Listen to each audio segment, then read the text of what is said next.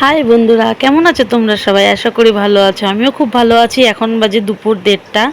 তো আমি এখন রান্না করব সয়াবিন। তো কি করে রান্না করব আমি সেটাই তোমাদের সাথে আজকে শেয়ার করব।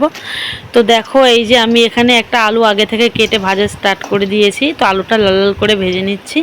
তারপরে এখানে হালকা করে তেল দিয়ে দিয়েছি। দিয়ে তেলটা গরম করে নিলাম। নিয়ে এই দেখো, এখানে আমি এই যে সয়াবিনটা দেখছো, এই সয়াবিনটা আমি ভেজে নেব তেলে ভালো করে। তো লাল লাল করে ভাজবে, তো একদম পুড়িয়ে ফেললে কিন্তু সয়াবিনটা ভালো লাগবে না। আমরা এভাবেই সয়াবিনটা তেলের ওপরে দিয়ে ভেজে নিয়ে তারপরে আমরা রান্না করি। আমরা কিন্তু জলে ভেজাই না। জলে ভেজালে না কেমন যেন একটা সেই নরম হয়ে যায়, একদম গলে যায়।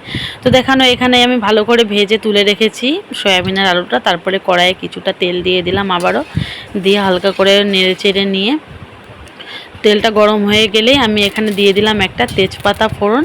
তো তেজপাতাটা দিয়ে একটু নাড়িয়ে চাড়িয়ে নিয়ে এখানে দিয়ে দিলাম গোটা জিরে।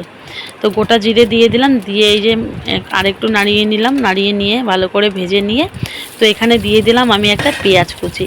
তো পেঁয়াজ কুচিটা দিয়ে কিন্তু পেঁয়াজটা হালকা করে লাল লাল করে ভেজে নিতে হবে, বেশি পুড়িয়ে ফেলবো না, পুড়িয়ে ফেললে তেতো লাগবে।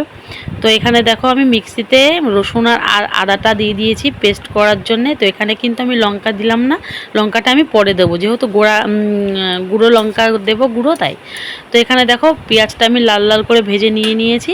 তারপরে আমি এখানে এই যে মিক্সিতে আদা রসুনটা পেস্ট করে রেখেছিলাম, ওটাই আমি এখন এই তেলের ভিতরে দিয়ে দেবো। এই যে দিয়ে দিলাম, দিয়ে দেখো ভালো করে নাড়াচাড়া করে নিতে হবে। তো এখানে আমি মিক্সিতে আরেকটু জল দিলাম, দিয়ে ওই জলটাও আমি মতো দিয়ে দেবো। তারপরে এখানে আমি দিয়ে দিলাম পরিমাণ মতো হলুদটা দিয়ে ভালো করে নাড়াচাড়া করে নিতে হবে। দিয়ে তারপরে দিয়ে দিলাম আমি এখানে লঙ্কার গুঁড়ো। তো লঙ্কার গুঁড়োটা দিয়ে আবারও আরেকটু নেড়ে চেড়ে নিয়ে মশলার সাথে কষিয়ে নিয়ে, তো এখানে দেখো কষানো হয়ে গেছে, তেলও ছেড়ে দিয়েছে, দেখতেই পাচ্ছ মশলা থেকে, যাতে কাঁচা গন্ধটা চলে যাবে।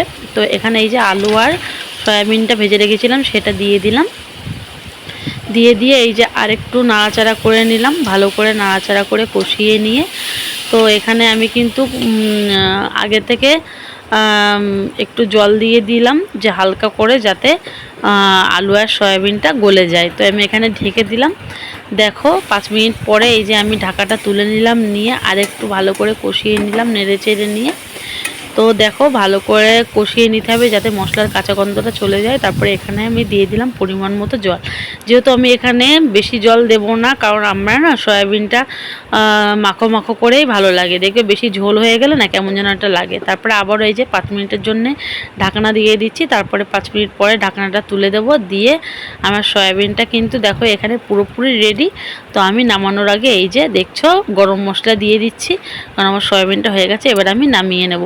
তো দেখো, দুপুরে আমি বিছানা চাদরটা কেচে দিয়েছিলাম, তো এদিকে সেটা পেতে দিচ্ছি।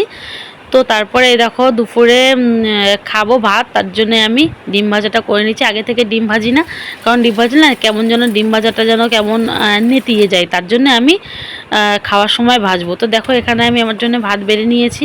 তো ডিমটা ভেজে নিয়েছিলাম, সেই ডিমটাও দেখো আমি এখানে নিয়ে নেব। তো এই যে ডিমটা নিয়ে নিলাম, তো আমি এখন এই ডিম ভাজা দিয়ে ভাত খাবো।